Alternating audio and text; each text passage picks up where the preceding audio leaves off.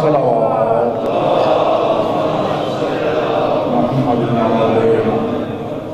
سب تو پہلا گزارش ہے استاد محترم واجب الاحترام حجت الاسلام والمسلمین جناب قبلہ محمد زمان حسینی صاحب پرنسپل مدرسہ جامع مجتبہ گجرات انہوں کی گزارش ہے وہ خطاب فرمان دے اور انہوں تو بعد حجت الاسلام والمسلمین جناب مولانا قبلہ دی غلام عباس صاحب کیونکہ ایام فاطمیہ نے معظمان دی شہادت دے ایام نے تو آقا زادی دا مصاحب قبلہ غلام عباس صاحب خطاب فرمان دے بابا عزیز بلند صلوات یا تقریباً ایک گھنٹے دے پروگرام جڑا مکمل ہونا ہے دو محترم شخصیتاں کا ٹائم جڑا جی افضل صلوات بر محمد و آل محمد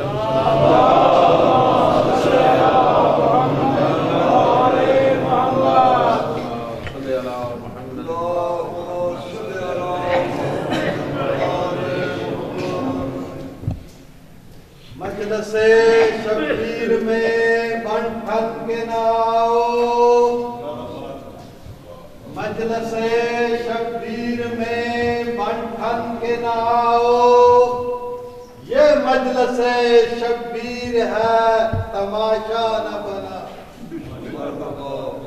کہتی ہے زہرا میرا دل نہ دکھاؤ ظالم نے دکھایا اور تم نہ دکھاؤ ساڈے بہترین بزرگ جنہاں دیا سکول دا ختم دا پروگرام ہے بہترین عزادار ہے ہر مجلس دا اہتمام ہوتا ہے تے انہاں دا ہر مجلس دے وچ انتظار ہوتا ہے تے بڑے جوش و خروش دے نال آ کے ایک کونے دے وچ بیٹھے کالا لباس زیب تن کیتے ہویا وہ یہ ربائی پڑھتے ہوئے اور سارے مومنین انہاں دی طرف متوجہ ہوتے اور کوئی مجلس تے آوے نہ آوے یا مجلس دا اعلان ہوتا جاتا ہے تو بزرگ ساڈے آ کے پہلا بیٹھے لوہا خانی شروع کر لیندے تو انہاں دی یاد دے وچ اے انہاں دی مخصوص ربائی مجلس شبیر میں بن ٹھن کے نہ ہو یہ مجلس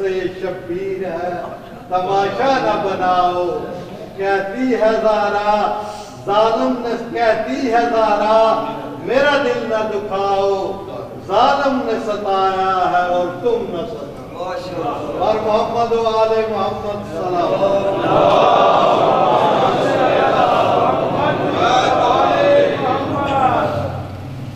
شام کا غم رفتہ رفتہ کھا گیا سجاد کو اور روتے روتے آنکھوں میں خون آ گیا سجاد کو اور زندگی جتنی بھی گزری تھی سجاد کی غم پہ اتنے غم ملے غم کھا گیا سجاد کو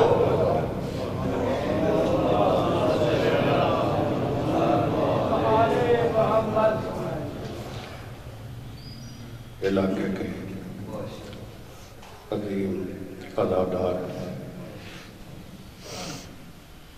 مخلص ماتمی اور اس علاقے کی ہر مجلس میں خلوص نیت کے ساتھ شرکت فرمانے والے بخشش کے لیے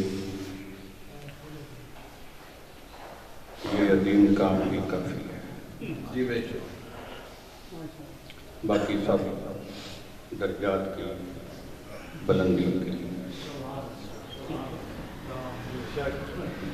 اور یہ حق یہ سچ ہے جو بھائی اشتیاق صاحب نے کہا کہ میرا خود اپنا تعلق بھی اسی علاقہ سے جس دن گاؤں میں مجلس ہوتی تھی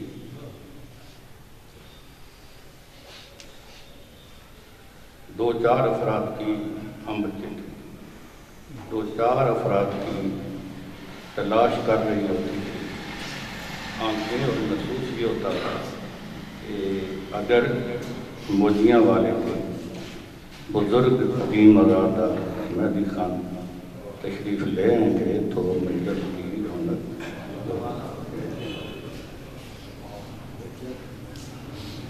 ان کے اصالِ سوال کے اتفاق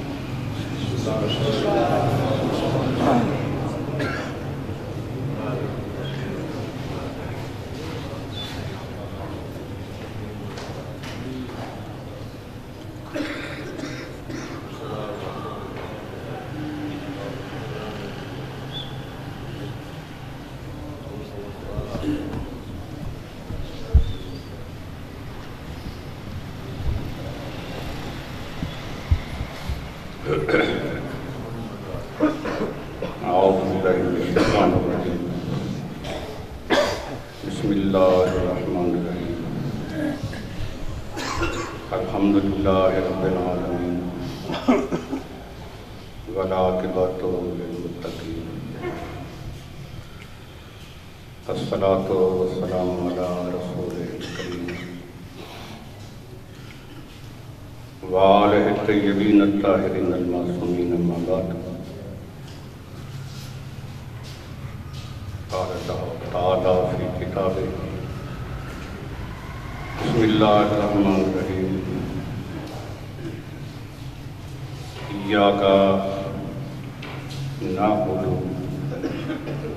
و ایاک نستعین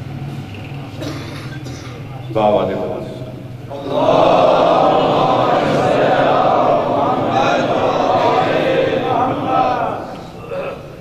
دعا ہے خالق کائنات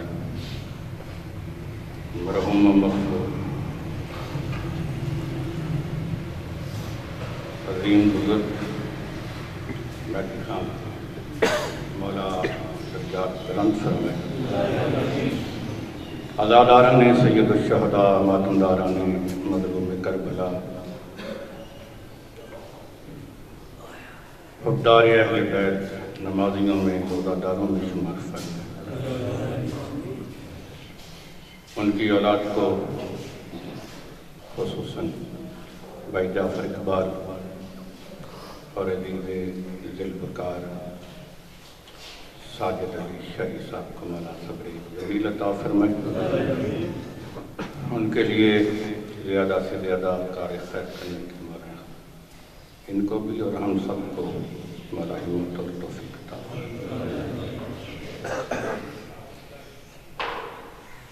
سورۃ الفاتحہ کی ایک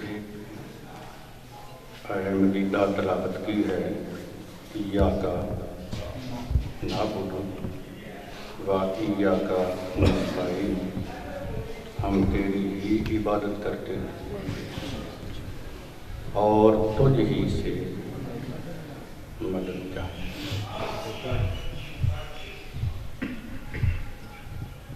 قرآن مجید اللہ کا کلام ہے اور سارا قرآن مجید اللہ کا کلام ہے اور اللہ کی ہی زبان سے لیکن سورۃ الحمد کلام اللہ کا ہے لیکن ہے اللہ کا کلام بندے کی زبان سے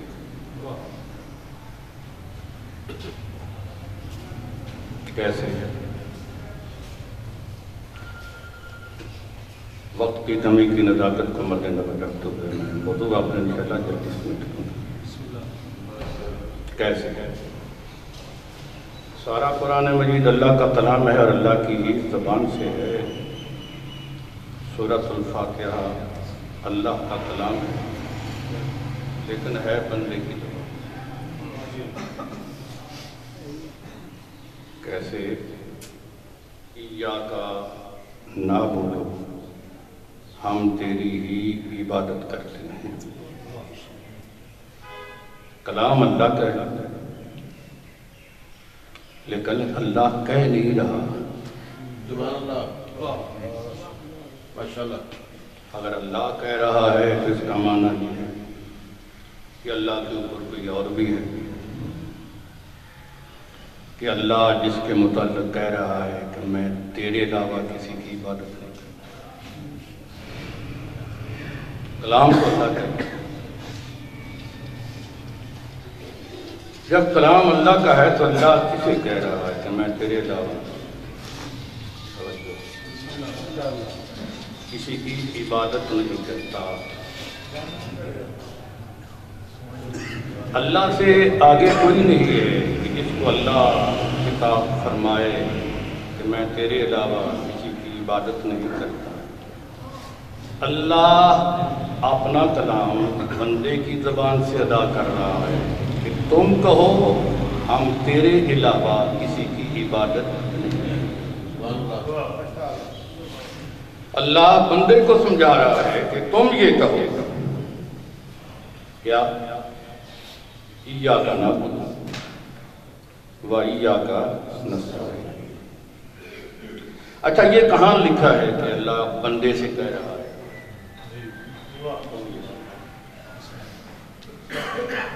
یہ کہیں بھی نہیں لکھا. پھر کہاں سے سمجھا کہ اللہ ہمیں کہہ رہا ہے کہ تم کہو؟ عبادت کا مقام ہے. بندہ منزل عبودیت پہ ہے. عبودیت کی منزل پہ مخلوق تو ہو سکتی ہے، خالق عبودیت کی منزل پہ نہیں. تو اس کا معنی یہ ہوا کہ قرآن یہ سمجھا رہا ہے. اس کا مفہوم یہ ہوا کہ اللہ یہ سمجھا رہا ہے ہر کہنے والا جو وہ کہہ رہا ہوتا ہے، کلام تو اس کا ہوتا ہے لیکن مراد اس کلام سے وہ خود نہیں ہوتا. ایاک نعبد کلام اللہ کا ہے لیکن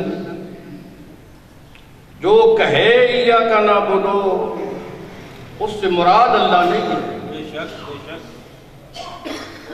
اس سے وہ مراد ہے جسے اللہ نے خلق فرمایا. اللہ اسے کہہ رہا ہے کہ میرے سامنے آ کر مقام عبودیت پہ آ کر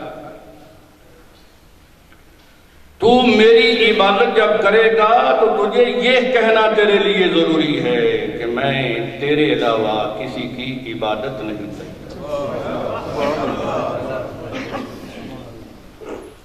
تو اللہ نے قرآن کی پیشانی پہ قرآن کی ابتدا میں یہ بات واضح کر دی کہ ہر کلام کا متکلم اس کلام کا متکلم خود مراد نہیں ہوتا.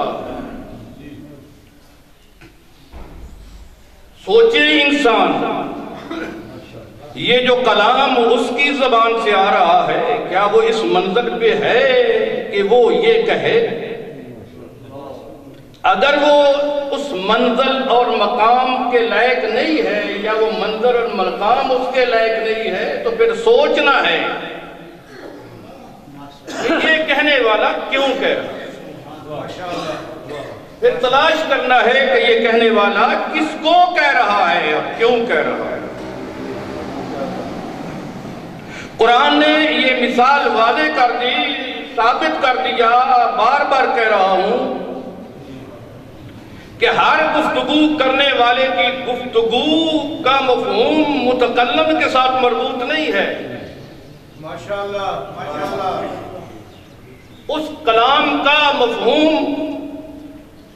متکلم کے مخاطب کے ساتھ ہے. گویا متکلم کہنے والا یہ کہہ رہا ہے کہ میں رہا ہوں لیکن کہے گا تو. کہ میں رہا ہوں ایاک نعبد لیکن تجھے سمجھا رہا ہوں کہ میری عبادت کا حق یہ ہے کہ تو عبادت میں کھڑے ہونے کے بعد یہ کہے کہ میں تیرے علاوہ کسی کی عبادت نہیں کرتا.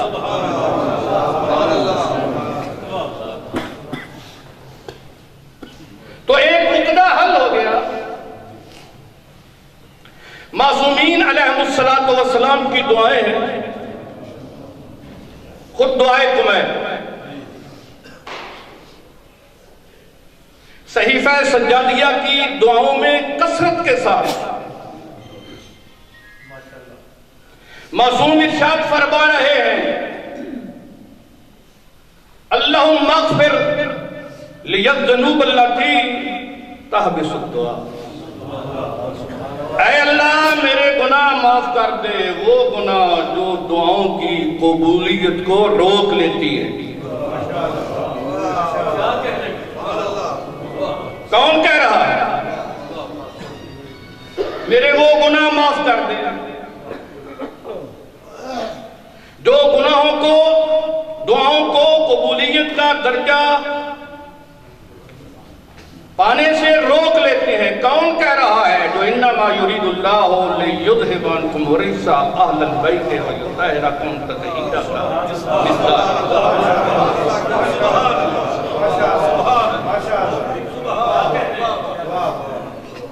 जब कहने वाले की गुफ्तगू ऐसी हो,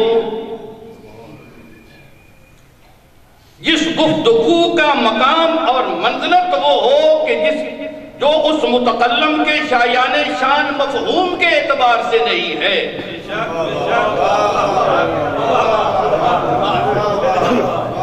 तो फिर सोचना पड़ेगा कि ये कहने वाला ऐसा कह क्यों रहा। हमें सोचना है कि अल्लाह के शायाने शान नहीं है कि वो कहे कि मैं तेरे अलावा किसी की इबादत नहीं करता। तो फिर हम सोचने पे मजबूर हैं कि अल्लाह ये कह क्यों रहा है। फिर जब हम ये तय पा लेते हैं कि मोहम्मद मुस्तफ़ा सल्लल्लाहु अलैहि वसल्लम से लेकर महदी बरहक सलवात पर मोहम्मद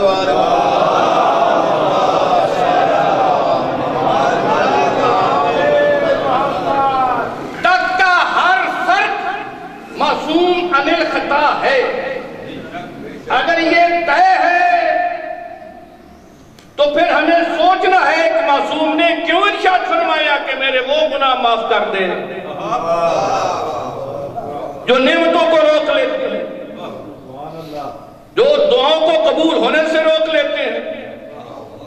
जब मासूम अनिल खता इमाम अलैहिस्सलाम ये फरमाए तो फिर ये कहना कि मासूम नहीं है, ये खता है।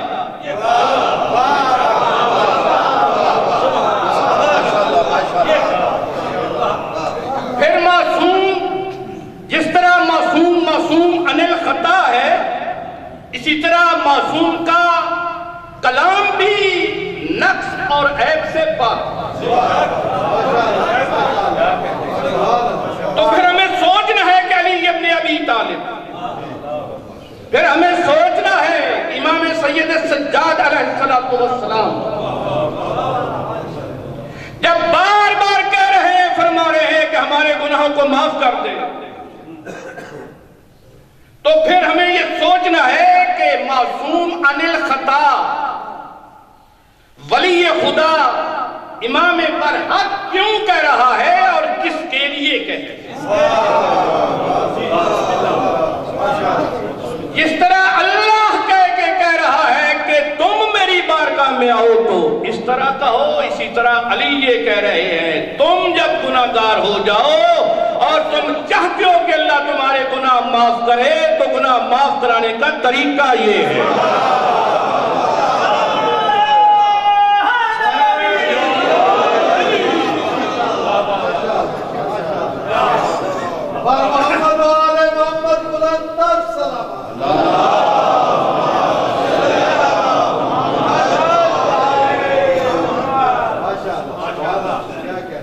हमें बताया जा रहा है कि तुम गुनाहगार लोग हो।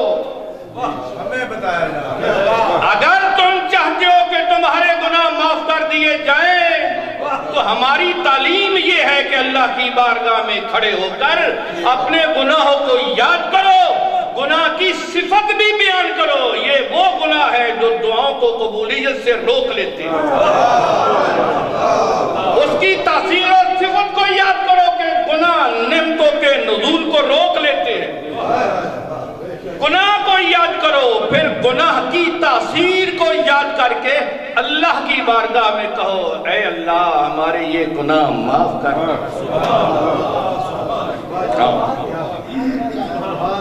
ایک دو طریقے گناہوں کی بخشش کے۔ گناہ کس طرح معاف کیے جائیں؟ دو چیزیں طے ہیں انسان کے لیے،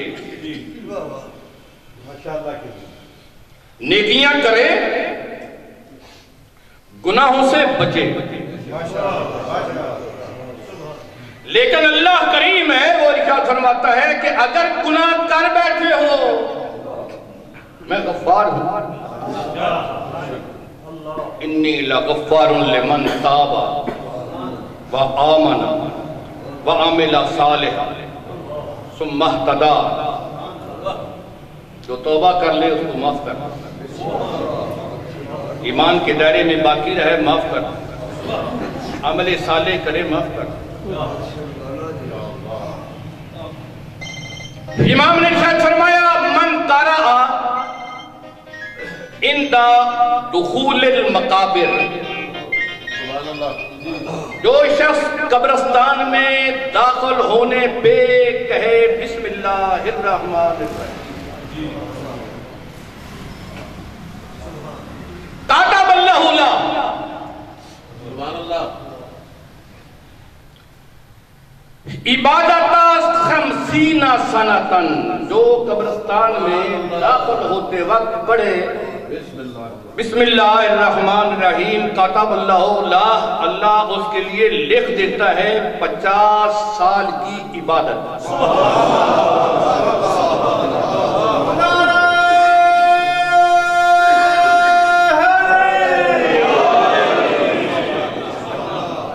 وَمَحَا عَنْهُ وَعَنْ أَبِيهِ وَعَنْ أُمِّهِ ذنوب 50 سنتن، جو قبرستان میں داخل ہوتے ہوئے پڑھے بسم اللہ الرحمن الرحیم 50 سال کی عبادت اس کے نام اعمال میں لکھ دی جاتی ہے اور مٹا دیے جاتے ہیں اس کے باپ کے، اس کی ماں کے 50 سال کے گناہ۔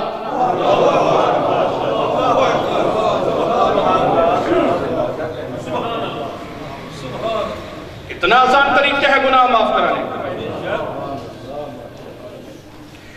پھر معصوم نے رسول اعظم صلی اللہ علیہ وآلہ وسلم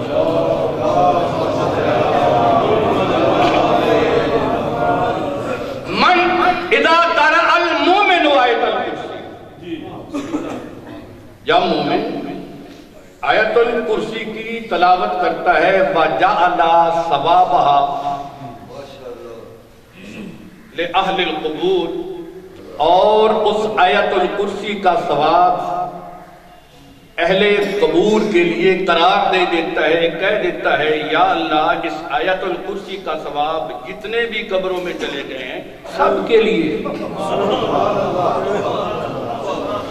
رسول اعظم صلی اللہ علیہ وآلہ وسلم نے ارشاد فرمایا اللہ حضرت آدم سے لے کر اس کے آیت الکرسی پڑھنے کے وقت تک جتنے لوگ قبرستان میں قبروں میں چلے گئے ہیں ہر کی قبر میں اس کا ثواب پہنچا دیتا۔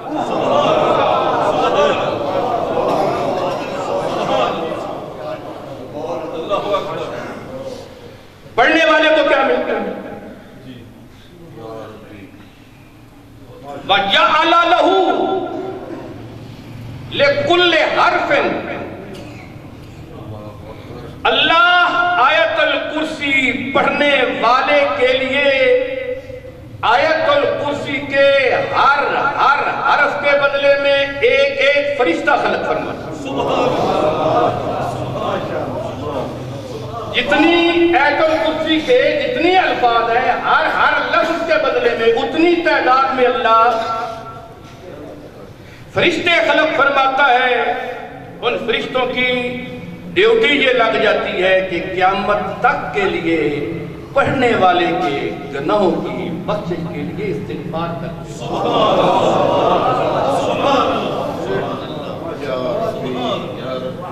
ایک اور بات، مولا امیر علیہ السلام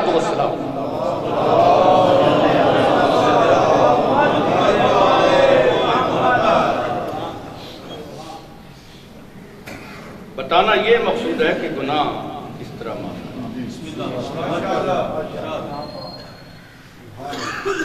مولا امیر علیہ السلام ارشاد فرماتے ہیں، حضور صلی اللہ علیہ وآلہ وسلم گھر میں آئے، میرے گھر میں تشریف لائے،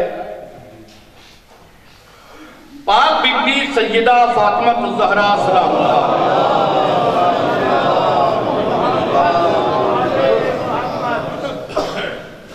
ہانڈی کے پاس تشریف فرماتا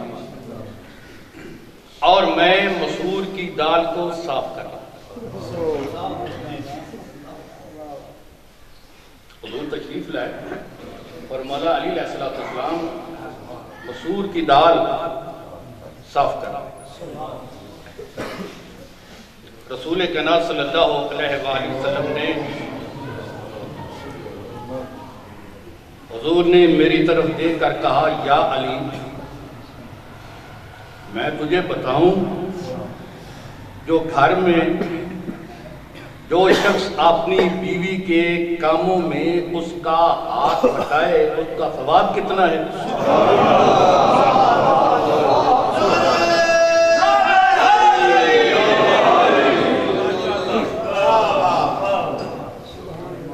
کیا لوگ کی لیکن ثواب جب سنیں گے تو آسان ہو جائے۔ جو شخص حضور ارشاد فرما رہے ہیں، سید الانبیاء ارشاد فرما رہے ہیں، سید الائمہ کے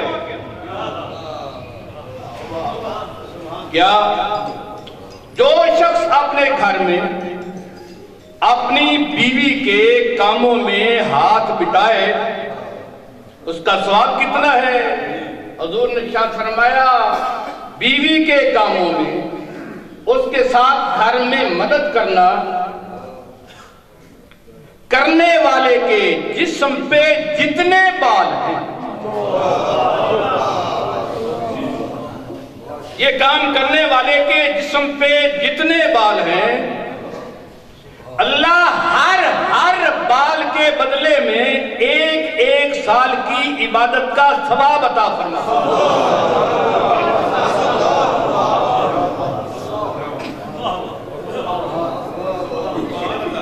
ثواب عطا ہر بال کے بدلے میں، جتنی تعداد میں جس کے جسم پہ بال ہیں اتنے سالوں کی عبادت اس بیوی کے ساتھ گھر کے کاموں میں تعاون کرنے والے کے نامہ اعمال میں لکھ دیا جاتا ہے۔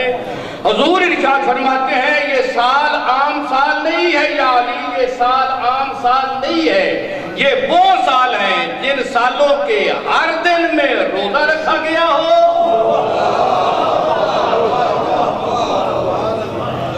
اور ہر رات کو جاگ کر ساری رات عبادت خدا میں گزاری۔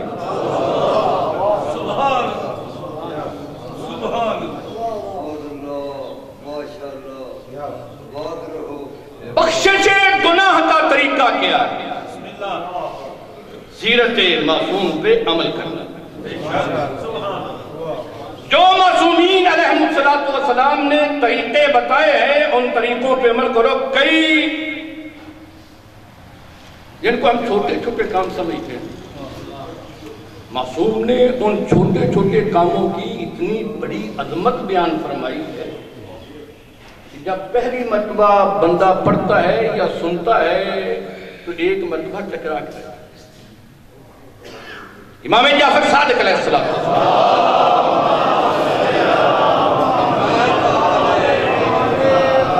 امام جعفر صادق علیہ السلام ارشاد فرماتے ہیں، سنت رسول صلی اللہ علیہ وسلم، جب بندہ چھینک مارتا ہے نچ، اور نچ ہمارے معاشرے میں ایسی قابل نفرت چیز ہے، تو اس کے لیے حکم یہ ہے کہ اپنے منہ کے آگے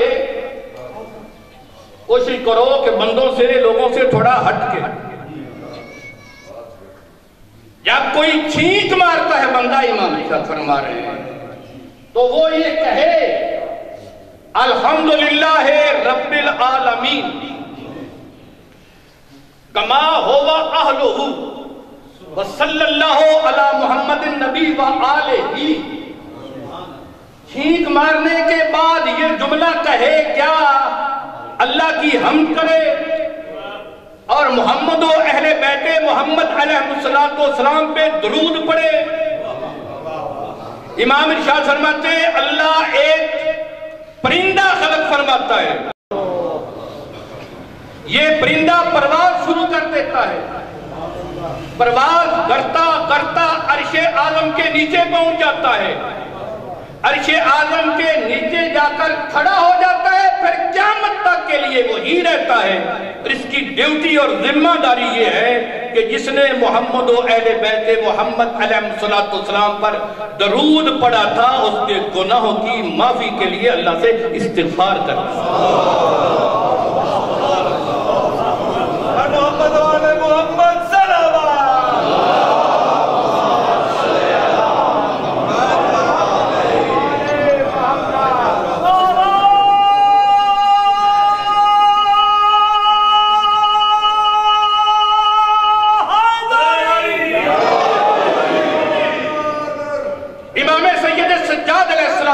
نے اپنے ایک چاہنے والے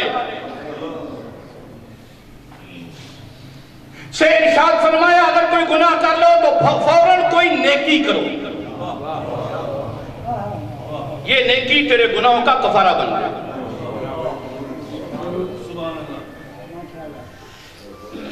اگر نیکی کرنے کی توفیق نہیں پا سکے اور سمجھ بیٹھے ہو کہ میں گناہگار بھی ہوں تو محمد و اہل بیت محمد علیہ السلام پہ کثرت کے ساتھ درود پڑھتا رہے. یہ درود پڑھنا تیرے گناہوں کا کفارہ بن جائے.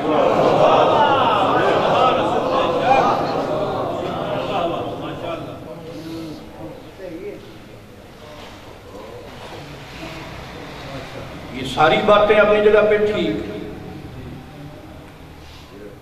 پہلی شرط یہ ہے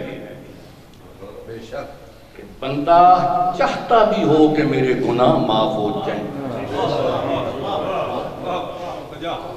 پہلی شرط یہ ہے الا من تاب وآمن وعمل صالحا فاولئک یبدل اللہ سیئاتہم حسنات. اے بندہ یا تو گناہ کر نہیں، اے بندہ یا تو میری نافرمانی کر نہیں، اگر کر بیٹھا ہے تو پھر بھی تیرے لیے آسانی پیدا کرتا ہوں، توبہ کر لے، ایمان پہ باقی رہے، نیک عمل جاری رکھ، یہ تینوں کام کرتا رہے گا. فَأُولَئِكَ يُبَدِّلُ اللَّهُ سَيِّئَاتِهِمْ حَسَنَاتٍ. میں اللہ تیری گناہوں کو نیکیوں میں بدل دوں.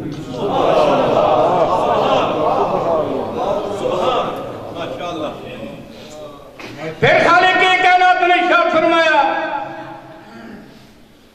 فَأَمَّا مَن تَابَ. ہاں وہ جو توبہ کر لے.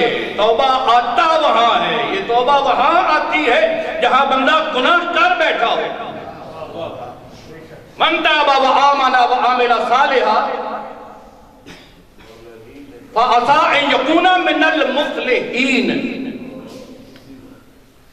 یا تو گناہ نہ کر، اگر کر بیٹھا ہے تو توبہ کر لے، ایمان کے دامن کو تھام کے رکھ، نیک اعمال شروع کر دے. فَعَسَىٰ أَن يَكُونَ مِنَ الْمُفْلِحِينَ. تو ان قریب کامیاب ہو جانے والوں میں سے ہو.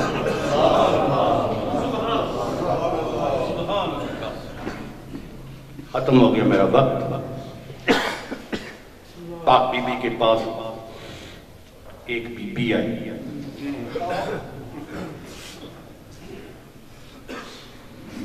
اس نے کہا بی بی میرے شعور نے مجھے کہا ہے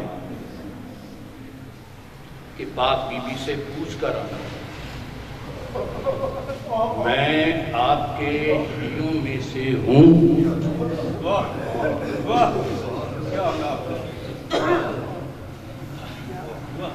پاک بی بی نے ارشاد فرمایا اس سے جا کر کہنا اگر تو ایسا ہے کہ جن کاموں کے کرنے کا ہم حکم دیتے ہیں وہ کرتا ہے اور جن کاموں سے ہم روکتے ہیں ان سے رکتا ہے، تو ہمارا شیعہ ہے وَإِلَّا فَلَا۔ اللہ اکبر۔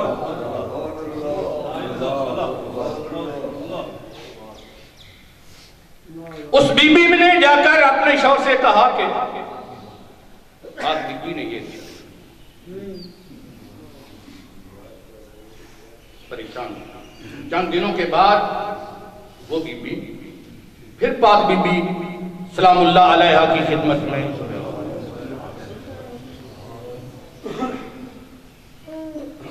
آ کر کہتی ہے اے بنت رسول، وہ میرا شوہر تو بہت پریشان ہے، آپ کا وہ فرمان سن کے بہت پریشان ہے۔ ارشاد فرمایا اس کو کوئی پریشان نہیں ہو، ایسا بننے کی کوشش کرے، اگر ایسا نہیں بن سکا تو کم از کم ہمارے محبین میں شامل ہو جائے، جو ہمارے محبوں میں شامل ہو جائے گا اللہ اس کے بھی گناہ معاف کرے۔ ورقہ بن مالک حضور صلی اللہ علیہ وآلہ وسلم کا صحابی ہے، وہ نقل کرتا ہے آدھی رات کا وقت گزرا،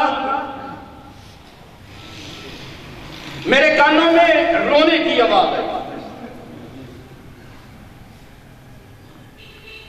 کہتا ہے میں نے دھیان سے سنا، محسوس ہوا رونے والا علی ابن ابی طالب۔ کہتا ہے میں اپنے گھر سے نکلا، علی ابن ابی طالب کے گھر کی طرف چلنا شروع ہوا، جوں میں قریب جا رہا تھا مجھے یقین ہوتا جا رہا تھا رونے والا علی۔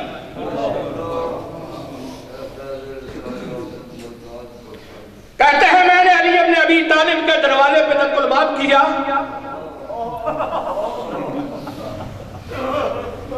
علی ابن ابی طالب خود دروازے پہ آئے، دروازہ کھولا، میں نے دیکھا علی ابن ابی طالب رو رہے ہیں، بتا کہتا ہے میں نے علی ابن ابی طالب کی طرف دیکھ کر کہا یا علی شجاعت عرب کے خلاف ہے، بندہ اپنی بیوی کے مرنے پہ روئے۔